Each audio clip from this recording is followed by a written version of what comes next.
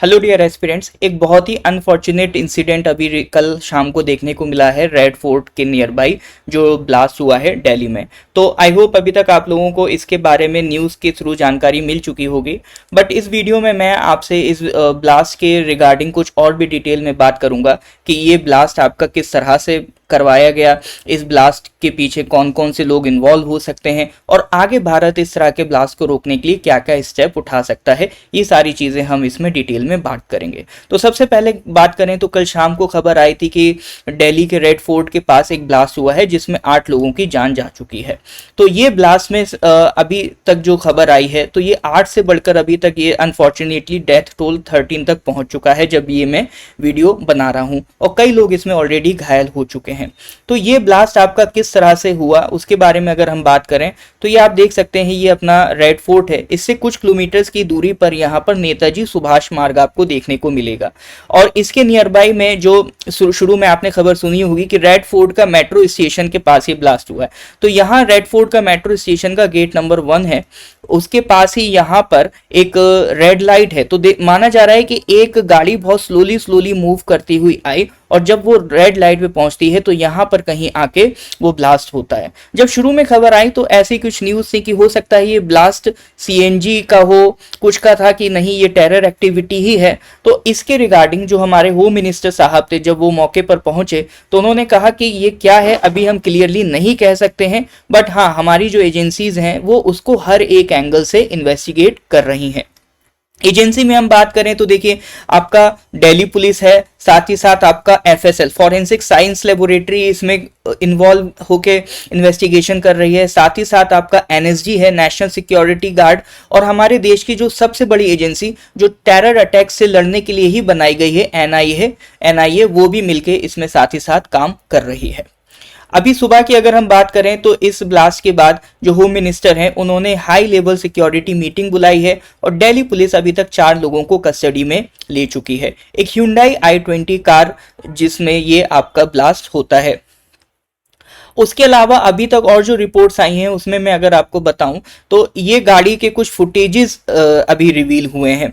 ये फुटेजेस में आप देख सकते हैं, इस पर्सन को सस्पेक्ट माना जा रहा है कि that person was in the car. उसके अलावा जो विजुअल्स निकले हैं उससे हमें यह भी पता चल रहा है कि गाड़ी का नंबर था आपका HR26CE 7674। तो HR26 आपका ये हरियाणा का नंबर है, और हरियाणा में ये फरीदाबाद से रजिस्टर्ड ये गाड़ी है। इस गाड़ी के बारे में और भी कुछ स्ट्रेंज चीजें पता चल रही हैं कि ये आपका कई बार इस गाड़ी को बेचा गया है, और जो लास्ट इसकी ओनरशिप है उसको रिलेट किया जा रहा है पुलवामा से, और उसमें भी सेलिंग परचेजिंग में कुछ फेक डॉक्यूमेंट्स का भी यूज हुआ है। उसके रिलेटेड भी अभी इन्वेस्टिगेशन कंटिन्यूअस जारी है। एक और बात यहाँ पर बड़ी शॉकिंग है कि ये गाड़ी जिसने ब्लास्ट किया ये आपका नियर बाई पार्किंग में लगभग कम से कम 2 घंटा वहां पर ऑलरेडी प्रेजेंट थी। तो 2 से 3 घंटा ये वहां पार्किंग में रही, उसके बाद ये वहां से निकलती है और ये ब्लास्ट होता है।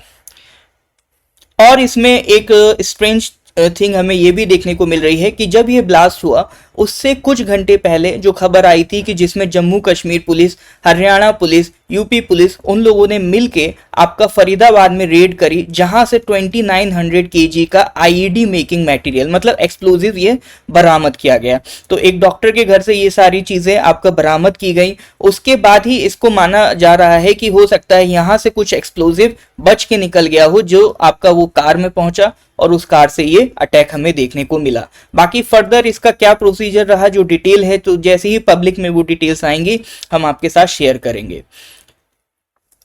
ऐसा भी माना जा रहा है कि जो आपका ये ब्लास्ट था ये फरीदाबाद में जो जैश ए मोहम्मद का मॉड्यूल है उससे भी इसको लिंक माना जा रहा है, कि यानी इसमें जैश ए मोहम्मद का इन्वॉल्वमेंट भी कंसीडर किया जा रहा है। उसके रिगार्डिंग भी कुछ एविडेंसेस मिले हैं, जैसे जो इसमें सस्पेक्ट है उमर मोहम्मद, उसको माना जा रहा है कि पाकिस्तान बेस्ड जो टेररिस्ट ग्रुप है जैश ए मोहम्मद उससे भी उसका लिंक था।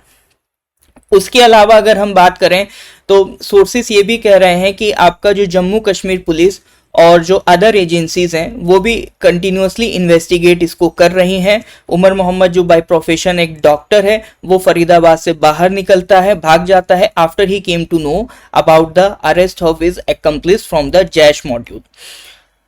और ऐसा भी कुछ कनेक्ट किया जा रहा है कि उमर पैनिक कर गया और उसने ब्लास्ट को ट्रिगर कर दिया।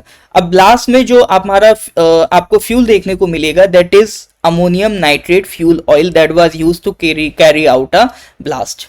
कुछ लोग इसको आरडीएक्स भी बोल रहे हैं, बट शुरू में ऐसा आरडीएक्स की खबर आई थी, बट बाद में पता चला वो आरडीएक्स नहीं है, दैट वाज अमोनियम नाइट्रेट। जो तो यहाँ पर जो फ्यूल में यूज हो रहा है दैट इज अमोनियम नाइट्रेट।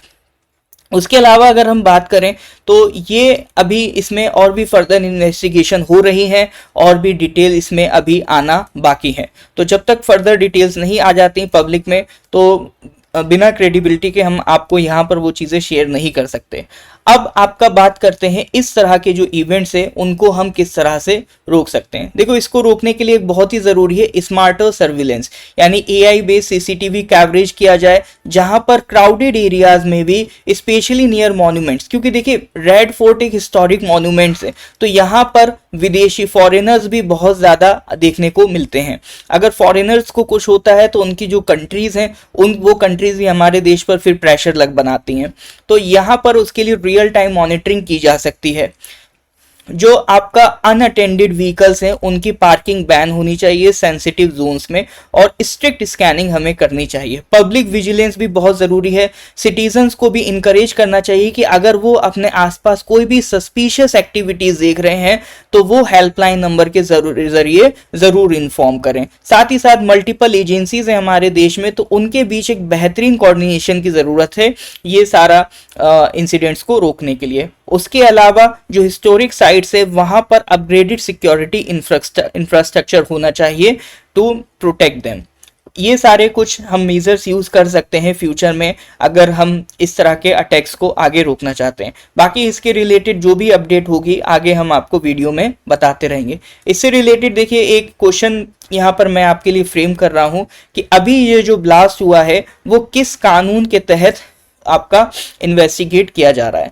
तो arms act, unlawful activities prevention act, NSA या एक्सप्लोजिव सब्सटेंसेस एक्ट। तो अगर आप थोड़ा न्यूज से कनेक्ट होंगे तो आप इसका सही आंसर दे पाएंगे। बाकी कमेंट सेक्शन ओपन है, इसमें आप अपना जो भी आंसर है वो पुट कर सकते हैं। साथ ही साथ जो हमारे स्टूडेंट पीसीएस के लिए या यूपीएससी के लिए प्रिपेयर कर रहे हैं तो मेंस ओरिएंटेड भी आपके लिए क्वेश्चन रेडी किया है। Incidents like the 2025 red fort blast highlight the growing challenges of urban security in India, discuss the key weaknesses in city level intelligence and surveillance systems, and suggest measures to strengthen preventive security in heritage and high density zones। तो ये question आपका GS3 में आपसे पूछा जा सकता है, तो 150 वर्ड्स में आप इसको लिखने की कोशिश कीजिएगा।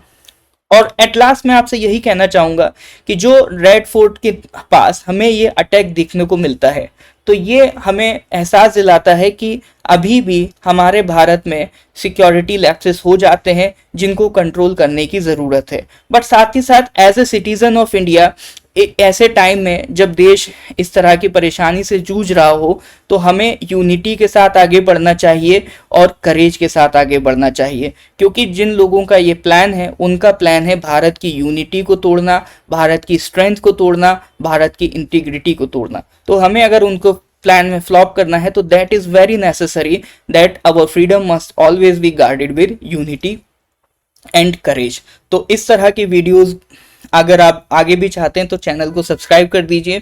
आगे जो भी अपडेट होगा हमारे चैनल पर आपको प्रोवाइड किया जाएगा। Thank you very much.